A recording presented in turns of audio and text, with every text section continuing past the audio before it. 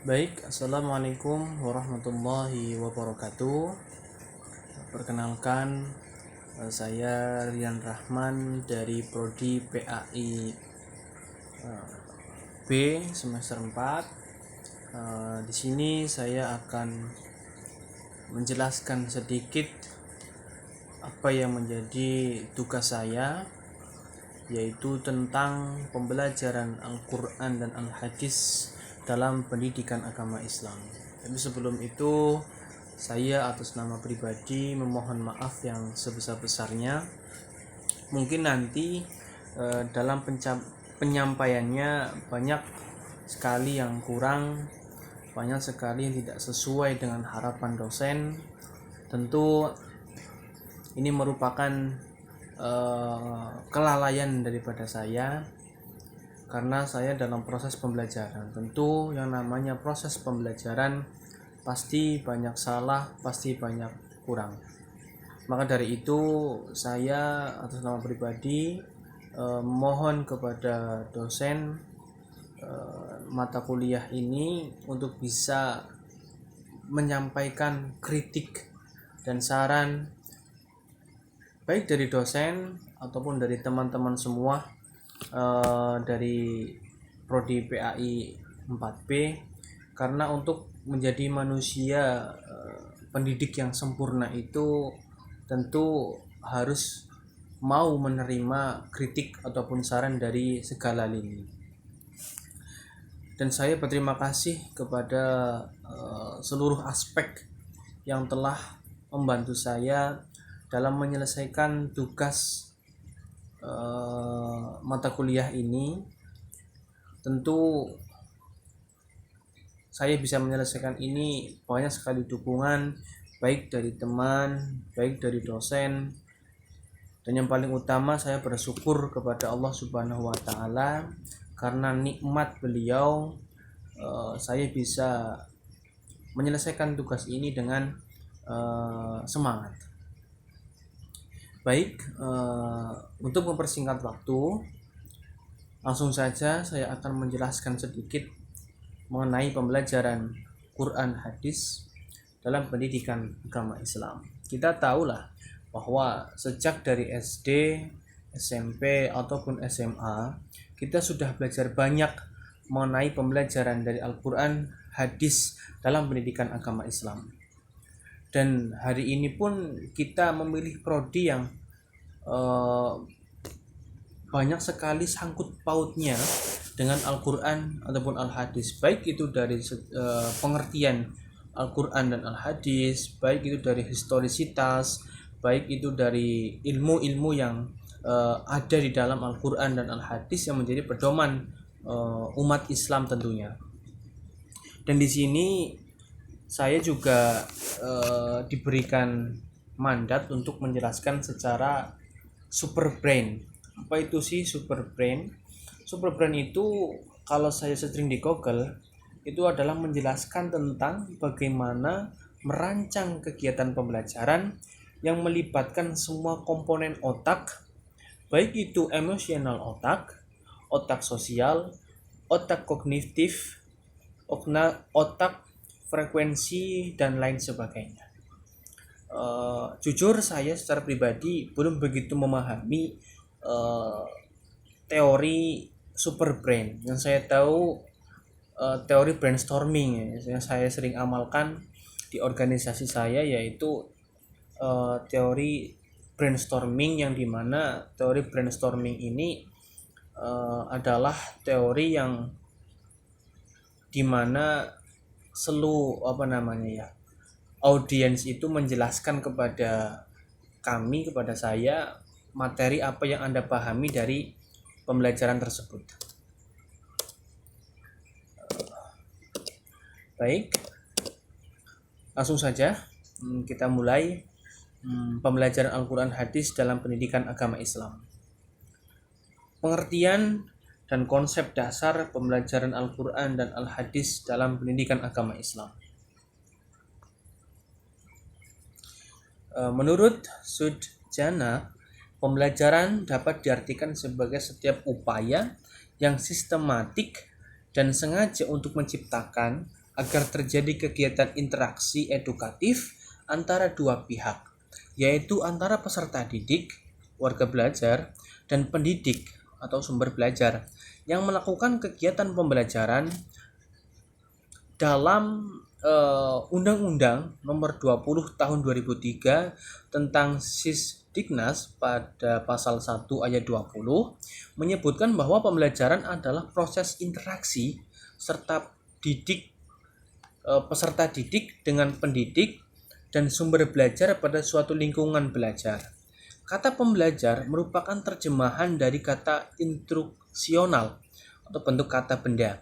Secara etimologi bermakna pembelajaran.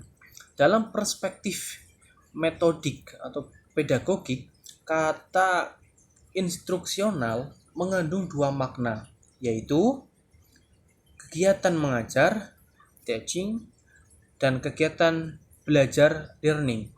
Dalam istilah Kamus Tarbawi, kata pembelajaran diterjemahkan dengan taklim ataupun tadris. Nah, ini pengertian dan konsep dasar pembelajaran Al-Quran dalam pendidikan agama Islam. Kita tahulah bahwa banyak sekali literatur yang menjelaskan makna dari pengertian dan konsep dasar pembelajaran Islam.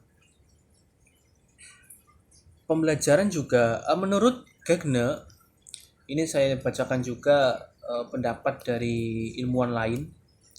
Saya jelaskan tadi bahwa ketika kita membahas salah satu disiplin ilmu, itu tentu banyak sekali literatur atau para ilmuwan yang membahas makna dari pengertian tersebut. Akan tetapi makna dari pengertian tersebut itu saling bersangkut paut antara pendapat yang satu dengan pendapat yang lain. Nah, kenapa sih kita perlu membahas atau memunculkan pendapat-pendapat dari orang lain? Karena ya berkembangnya ilmu itu karena ya pendapat-pendapat tersebut lah. Kita tahu lah, saya pernah belajar teori, kalau tidak salah teori Hegel atau teori Karl Marx, bahwa ilmu yang ada saat ini adalah pengembangan dari disiplin ilmu yang ada. Seperti itu. Jadi hari ini banyak sekali ilmu-ilmu baik itu ilmu pembelajaran yang bersifat umum ataupun pembelajaran yang bersifat tidak umum lah. Inilah salah satu contoh di mana pengembangan daripada satu disiplin ilmu. Menurut Gagne, belajar dapat didefinisikan sebagai suatu proses di mana suatu organisasi berubah perilakunya sebagai akibat pengalaman. Perubahan itu mencakup perubahan perilaku, perubahan pengalaman, dan perubahan kematangan. Nah, ini juga menurut Gagne bahwa belajar juga dapat didefinisikan sebagai suatu proses di mana suatu organisasi dapat merubah perilakunya, baik perilaku yang mencakup perubahan perilaku secara dirinya, secara kepribadiannya, ataupun perilaku secara berpikirnya. Tentu orang yang berpendidikan dan orang yang tidak berpendidikan itu memiliki perilaku atau prinsip hidup yang beda. Orang yang berpendidikan tinggi itu pasti memiliki pengalaman disiplin ilmu yang banyak untuk memecahkan suatu masalah dibanding orang yang tidak memiliki ilmu. Nah, itulah yang membedakan antara orang yang berilmu dan orang yang tidak berilmu. Lalu langsung ke endingnya, pembelajaran mencakup teoritis dan praktis sehingga peserta didik memperoleh kebijakan dan menjauhi kemudorotan. Pengajaran itu juga mencakup ilmu pengetahuan dan al-hikmah atau kebijakan, bijaksana. Misalnya guru Quran hadis akan berusaha mengajarkan al-hikmah dari pelajaran Al-Quran dan al-hadis, yaitu pembelajaran nilai kepastian dan ketepatan dalam mengambil sikap dan tindakan dalam kehidupannya sesuai dengan ajaran yang tertera dalam Al-Quran dan Al-Hadis. Nah, pembelajaran itu mencakup teoritis dan praktis sehingga peserta didik memperoleh kebijakan dan menjauhi kemudaratan. Nah, fungsi daripada pembelajaran atau kita belajar satu ilmu adalah untuk menjauhi segala kemudaratan, menjauhi segala sesuatu hal yang tidak disenangi oleh orang lain. Jadi seperti halnya peraturan. Adanya peraturan itu adalah untuk kemaslahatan bersama. Bahwa apa yang menjadi kesenangan kita itu belum tentu menjadi kesenangan orang lain. Bisa juga apa yang menjadi kesenangan kita atau kebebasan kita itu menjadikan orang lain itu orang lain itu merasa terganggu dengan kebebasan kita. Maka dibuatlah suatu regulasi atau peraturan untuk menghindari kemudaratan yang ada. Nah, itu penjelasan sedikit mengenai pengertian dan konsep dasar pembelajaran Al-Quran dan Al-Hadis dalam pembelajaran agama Islam. Nah, selanjutnya kita masuk dalam tujuan pembelajaran Al-Quran dan Al-Hadis. Mohon maaf sekali ini yang di PPT hanya sedikit, jadi untuk menambah wawasan kita, jadi saya juga bacakan rangkuman saya tentang materi tersebut. Tujuan pembelajaran Quran dan Al-Hadis. Tujuan pendidikan merupakan faktor yang sangat penting karena merupakan arah yang hendak dituju oleh pendidik itu. Demikian pula halnya dengan pendidikan agama Islam, yang merupakan proses kegiatan yang akan dicapai dengan usaha pendidikan, dimaksudkan untuk membentuk peserta didik menjadi manusia yang beriman dan bertakwa kepada Tuhan Yang Maha Esa serta berakhlak mulia. Akhlak mulia mencakup etika, budi pekerti, atau moral sebagai perwujudan dari pendidikan agama Islam. Ini perlu kita ketahui ya sebagai masyarakat PAI ya, para pengajar-pengajar agama. Kita tahulah bahwa hari ini, kurikulum hari ini memaksa kita untuk berpikir keras karena pelajaran pendidikan agama Islam baik itu di SD, SMP ataupun SMA itu hanya 2 kali pertemuan, bahkan ada 1 kali pertemuan dalam 1 minggu. Lalu bagaimana cara kita bisa memperbaiki akhlak dari masyarakat sekolah tersebut ya, masyarakat yang ada di lingkupan sekolah itu, untuk menjadikan akhlak mereka itu baik, sedangkan kita hanya diberikan waktu 1 minggu 1 atau 2 kali pertemuan. Nah, ini sangat sulit sekali. Maka dari itu marilah sama-sama kita berpikir bagaimana pendidikan agama Islam ini bisa menjadi pendidikan yang menjadi pedoman untuk anak-anak atau generasi muda berikutnya. Karena ini menjadi penting sekali ya untuk kita para pendidik supaya generasi ke depan itu bukan lagi generasi yang minim akhlak, minim budi pekerti atau minim moral. Nah, ini menjadi masalah kita bersama ya. Karena ya kita diberikan waktu 1 atau 2 kali pertemuan saja. Dan pendidikan agama Islam ini, baik itu pembelajaran Al-Quran dan Al-Hadis, adalah dimaksudkan untuk membentuk peserta didik menjadi manusia yang beriman dan bertakwa kepada Tuhan Yang Maha Esa. Ini menjadi insan yang beriman dan bertakwa kepada Tuhan Yang Maha Esa. Nah, saya juga pernah mengikuti satu pelatihan ya, bahwa untuk memaknai hakikat ketuhanan itu kita harus selesai dulu hakikat kemanusiaan. Bagaimana kita bisa beriman kepada Tuhan Yang Maha Esa secara kafah, maka kita harus selesai dulu makna hakikat kemanusiaan.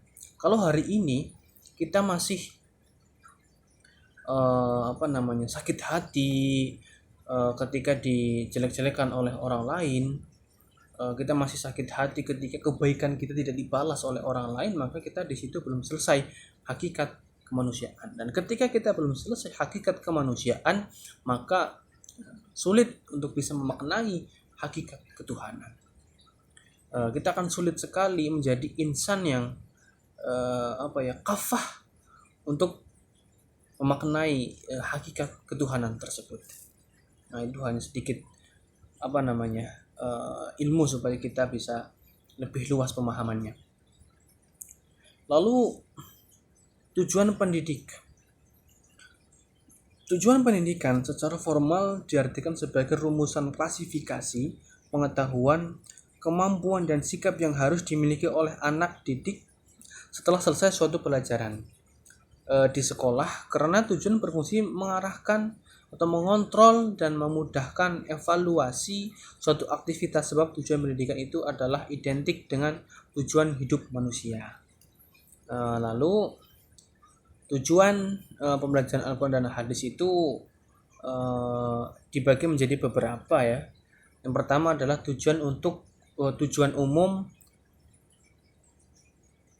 dari pendidikan pembelajaran Al-Quran dan Al-Hadis ya. Tujuan umum itu apa? Tujuan umum dari tujuan pembelajaran Al-Quran dan Al-Hadis adalah pendidikan agama Islam adalah untuk mencapai kualitas yang disebutkan oleh Al-Quran dan Al-Hadis. Sedangkan fungsi pendidikan nasional adalah mengembangkan kemampuan dan membentuk watak serta peradaban bangsa yang bermartabat dalam rangka mencerdaskan kehidupan bangsa. Nah, ini seperti yang tertera di Undang-Undang Dasar ya, kalau saya tidak salah, untuk mencerdaskan kehidupan bangsa.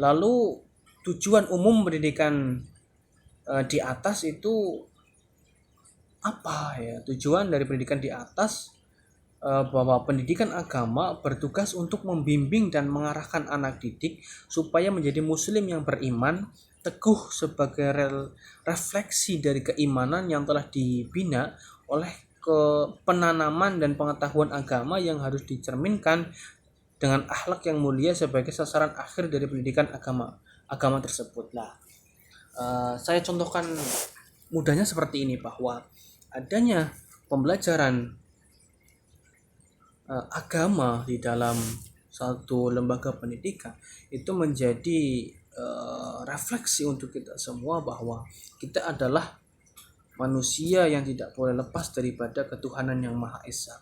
Setelah kita belajar banyak ya tentang teori-teori dari ilmuwan-ilmuwan lain, kita jangan lupa bahwa kita adalah manusia, insan yang beragama, insan yang mengakui adanya Tuhan, insan yang mengakui bahwa hal-hal gaib itu memang ada.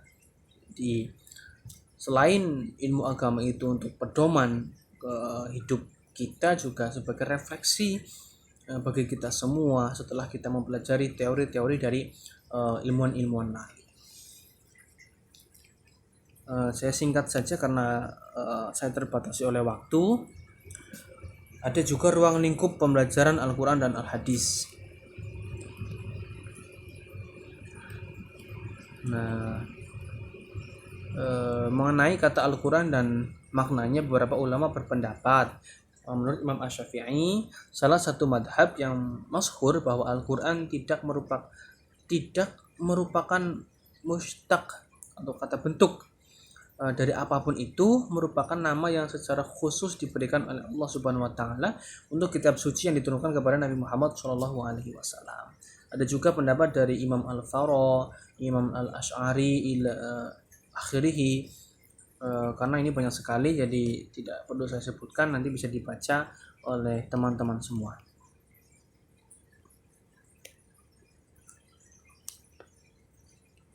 Lalu tema-tema yang ditinjau dari perspektif Al-Quran dan Al-Hadis yaitu manusia dan tugasnya sebagai khalifah di bumi. Ini juga di dalam surat Al-Baqarah jelaskan, wa idh qala rabbuka lil malaikati inni ja'ilun fil ardi khalifah. Nah, bagaimana kita menjadi khalifah di bumi. Khalifah itu menjadi seorang pemimpin di bumi. Lalu keikhlasan dalam beribadah, nikmat Allah dan cara mensyukurinya, perintah menjaga kelestarian lingkungan hidup, pola hidup sederhana dan perintah menyantuni para duafa dan lain sebagainya. Lalu mata pelajaran Al-Quran dan Hadis bertujuan untuk apa?